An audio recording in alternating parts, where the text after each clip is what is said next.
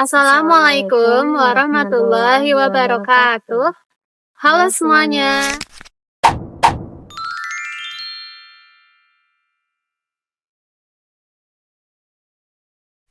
Selamat Selamat datang datang di di podcast podcast Keislaman keislaman kami. kami.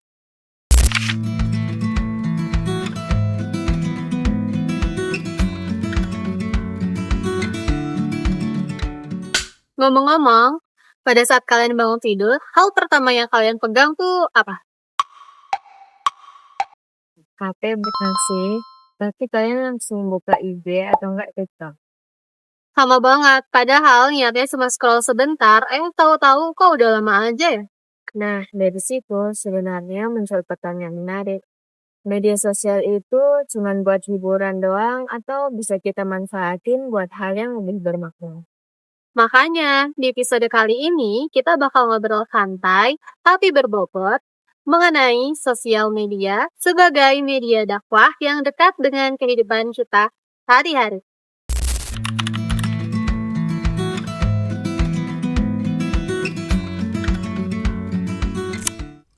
Kalau kita lihat sekarang, media sosial sudah jadi bagian dari kehidupan sehari-hari. Hampir semua aktivitas kita bersinggungan dengan media sosial, baik untuk hiburan, komunikasi, maupun mencari informasi. Lewat media sosial, informasi bisa tersebar dengan cepat dan menjangkau banyak orang. Karena itu, media sosial punya potensi besar untuk menyampaikan pesan-pesan kebaikan.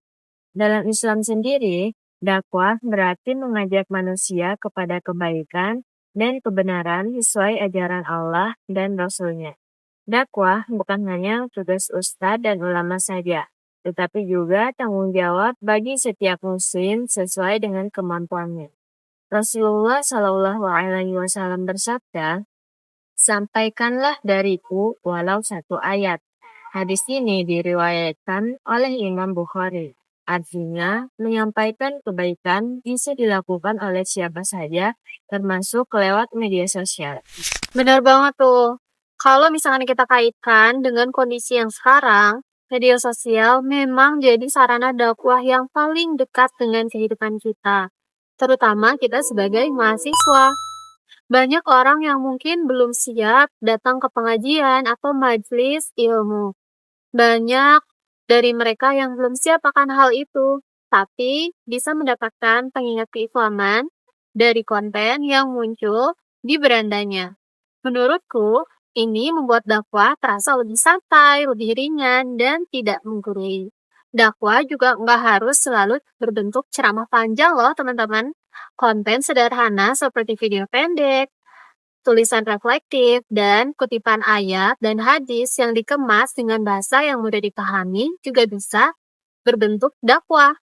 Bisa juga dalam bentuk dakwah dalam video-video konten tersebut, teman-teman, yang bisa menjadi relevan dan efektif untuk kalian dengarkan di sela-sela waktu luang kalian.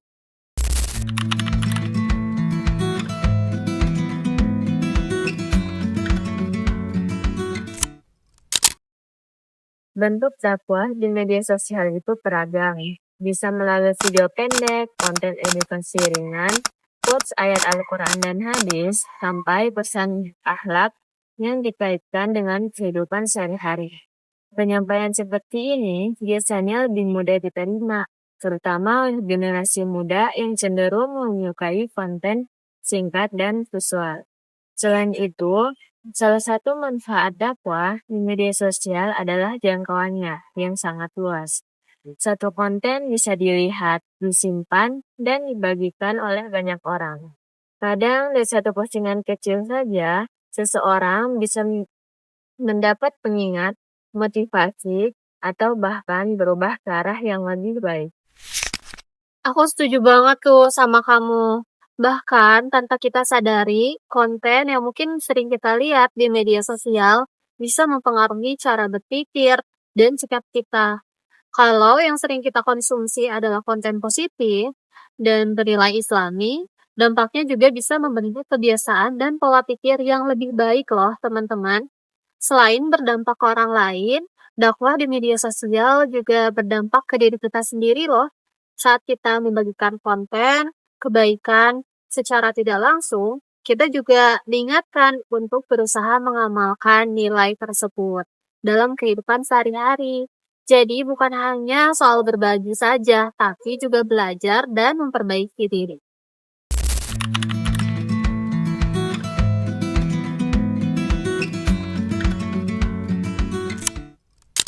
Walaupun memiliki banyak manfaat, dakwah di media sosial juga memiliki banyak tantangan. Salah satunya ada banyaknya informasi keagamaan yang tidak memiliki sumber yang jelas. Selain itu, media sosial juga menjadi tempat terjadinya perdebatan yang kurang sehat, yang justru bisa menjauhkan dari tujuan dakwah itu sendiri.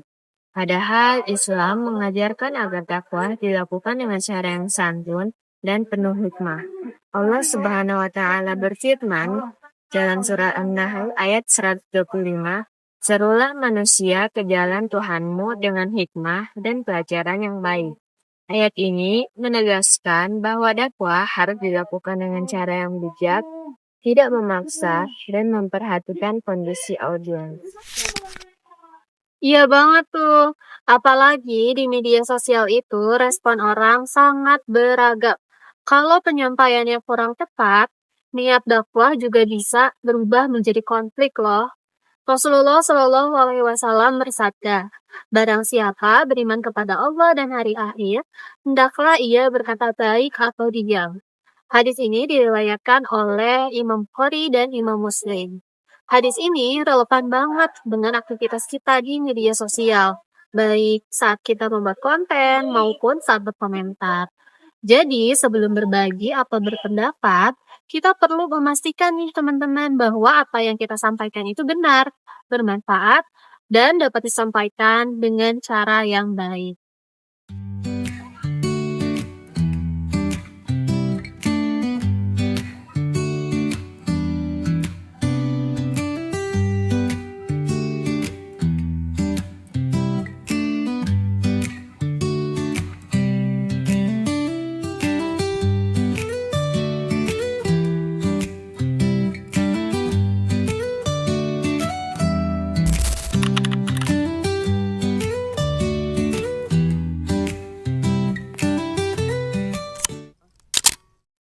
Dari pembahasan yang tadi, dapat disimpulkan bahwa media sosial itu merupakan sarana dakwah yang potensial di era digital. Media sosial bisa menjadi penyebaran nilai-nilai keislaman yang efektif selama digunakan dengan niat yang baik dan etika yang benar. Media sosial itu netral, tergantung bagaimana kita menggunakannya. Kalau dimanfaatkan dengan bijak, maka media sosial bisa menjadi ladang pahala dan sarana untuk menyebarkan kebaikan. Semoga melalui podcast ini kita bisa menjadi lebih bijak dalam menggunakan media sosial. Terima kasih sudah mendengarkan podcast keislaman kami. Wassalamualaikum warahmatullahi wabarakatuh.